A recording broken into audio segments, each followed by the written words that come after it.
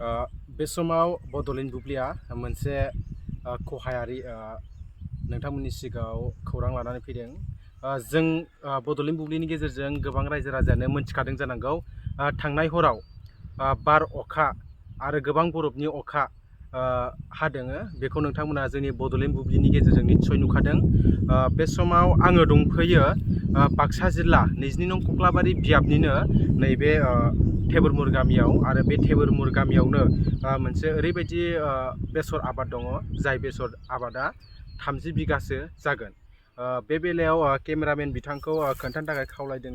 बे 30 बिगा बेसर आबादखौ हरै बेखिनियाव दङ गासै 30 बिगासो बेसर आबाद दङ। बेयो फुनायनि सम जाबायमोन आरो बेखौ फुबाय थानाय समावनो थांनाय हराव गोब्राब बार अखा आरो बरफ अन्थाइनि जाहोनाव बे आबादा खहा जादों। बे बेलायाव जोङो बे आबादनिनो बा बे बेसर आबादखौ मावनाय मालिक बिथां जना बर' बिथांजों बे समाव जोङो बेनि सायाव सावरायगोन। गिबियावनो नोंथांखौ जोंनि बड'लेण्ड बुब्लियाव बरायबाय। बे समाव नोंथाङा नोंथांनि जि आबाद खहा जानाय बे बेलायाव मा फोरमायनो सानो? फोरमायनायाथ' ओरैबायदि मोनगोन आसोयाव एसे फोदोंमोन आरो दाथ' अकस्मातै थांनाय हराव बारजों अन्थाइजों फैनानै जेरैबायदि सिमब्रिलांबाय, दाथ' आरो उपाय गैलाना सिमब्रिलांबायानो आरो दा बेसे बिगासो दंमोन होननानै फोरमायदों? बिगायाथ' 30 बिगा दं, फुल 30 बिगा। ओमफ्राय खरसायाथ' 80,000सो थांदों आंहा। 80,000सो। बे आबादखौ नोंथाङा 30 बिगासो बे बेसर आबादखौ नोंथाङा हारसिं मावदोंमोन नामा? हारसिं मावनाय जादोंमोन। एबारसो मावदों नायनायनो होननानै मावदोंमोन आं। जादोंबो जानायालाय, मा मिसा बुंनो। बेनि गेजेरावनो दा आरो भगबाननि खोथा, मा फैनानै मा लांखो पात्ता मोनासै आरो उपाय गैया। नोंथाङा जे एसेबां गिदिर बे बेसर आबाद खहा जाबाय, बे बेलायाव नोंथाङा एग्रिकालसार डिपार्टमेन्टजों जुरित्त' दंना गैयामोन? जुरित्त' ख गैया। आं निजेनि फैसाजोंनो बायनानै फोनाय जादों। बे समाव नोंथाङा एसेबां गिदिर खहा जाबाय। खहा जानायनि उनाव नोंथाङा बे आबादखौ मा रोखोमै दैखांफिननो सानदों? दा ओरैनो जायखिजाया ओरैनो हालेवनायफोर ओंखारथों होननानै एसे थुब्रायबायदों आङो दा। एसे माने ओरैनो 10-20सो फैनाय बायदि। मोननायाथ' मोनफिनखालानो, मा मोनबावनो। दा आरो हायोबाथ' सरकारनिफ्राय एसे अनसुंथाइ लुगैदोंमोन। दा सरकारा मा अनसुंथाइ होयो बेखौनो नायना थानोसै आंबो।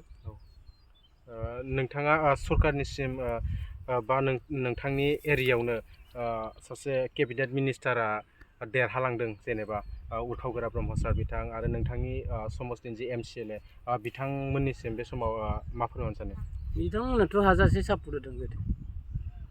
खिथु थाफ्ले साफ्ले रुबायलांदो साइकेल सालायनानै, मा बुंबावनो आरो। दा बिदि हिसाबैथ' आंनो अननायखौ होथारनांगौ। आंहा गोदो एसेनो अननायखौ होबाय नालाय, दा आंनो गोदान होफिननांगौ अनलाय, बेखौनो लुगैदों आं। जेनेबा नोंथाङा एसे एनै हेफाजाब लुगैदों आरो ना, एसेबां गिदिर आबाद खहा जानायनि उनाव। हेफाजाब नांगौ आंनो थारमाने, होथारनांगौ होनायालाय। दा जोंबोथ' आरो बेलेग मानसि नङा, आरो गोरिब मानसिना जों 10,000 खहायानो बुहुद खहा जोंनो। दा आरो 80,000 बावसो। दाथ' मोनफिनाबा आङो मथथे हाखौनो बन्दक होनांगोन, मालायनिसो लाथ'दों आङो। दा हा बन्दक दोनाबाबो होफिननांगोन आं, उपाय गैया। दा आंखौथ' हमबाय थागोन ना बिसोरो। आं हुद'आव लाबोदोंमोन फैसाखौ, दा आधाल'सो आंनि दं, ओरैनो 30-40 हाजारल'सो, बेयाव 80 थांदों आंहा। दा आं हा बन्दक दोननाबो होनांसिगोन र', हायाबो ओरैनो 3-4 दं आंहा गायनाय हा, बेफोरखौ बन्दक दोनना होनांसिगोन आं, उपाय गैया। दा सरकारनिफ्राय अनसुंथाइखौ लुगैदोंमोन आरो, एसे थाइसे थाइनै माबा जोलैनिफोर हालेवनायफोर ओंखारगोन नामा होननानै। नोंथाङा जि नोंथांनि एरियानि जि MLA बा MCLA बिथांमोननिसिम आर'ज खालामखांबाय नामा नैबे समाव? आं आर'ज खालामथ'वाखै, मथा मथि आगोलाव खालामाखै, खालामा होनना खालामाखैमोन। ओरैनो सोलिनोसै दे बिदिनो खस्थ' मस्थ' होननानै खालामथ'वाखैमोन, खालामनाय जायाखै। ओमफ्राय नैबे बुब्लियाव सरकारनिफ्राय एसे एनै मोनगौबा बेखौ मिजिंथिदों आरो ना? मिजिं थिदो थिनायालाय। थारमाने जोंहा आरो बर'निनो गासिबो राजाफोरजों ओंखारबाय नालाय एसेबाबो मिजिं थिखागोन जों पाब्लिक नालाय जोंनि सायावनो माने सरकार गावसोर गोजाथ' सरकार दानो हाया जों सापर्ट होआबाथ' गावसोर गोजा दानो हाखाया बिसोरनि सायाव जों सोनारो बिसोर जोंनि सायाव सोनारनांगोन बिदिसो सरकार जाना थांगोन दा आंनो होनांगौ आरो हायोबा अननानै बेनो नंगौ नैबे समाव दंफैयो आङो बाक्सा जिल्ला 22 नं कक्लाबारि बियाबनि सिङाव थानाय नैबे थेबोरमुर गामियाव बिथां जना बर'नि 30 बिगा बेसर जि फोनाय बे आबादा थांनाय हरनि बार'खा बरफ अन्थाइ बेनि गेजेरजों गोबां खहा जादों बे बेलायाव बिथाङा जोंनि बड'लेण्ड बुब्लिनि गेजेरजों गोबां दुखु मोननाय फोरमायदों आरो फोरमायनायजों लोगोसे बे 22 नं कक्लाबारि बियाबनि बासापागुरि LAC नि MLA बिथांमोननियाव एसे एनै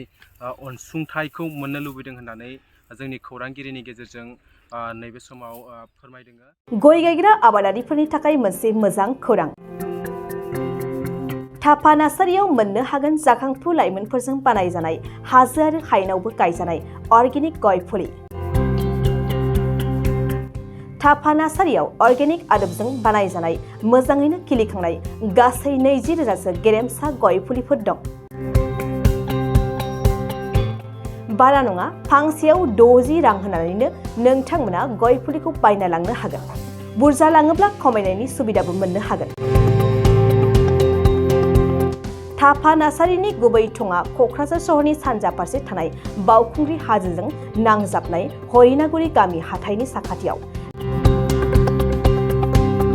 बे अर्गेनिक गय फुलिफोरखौ लांफैनोब्ला नोंथाङा 8011837272 नङाब्ला 9707460226 जानबुं अनजिमायाव थोंजोङै जगाजग खालामहरनो हागोन।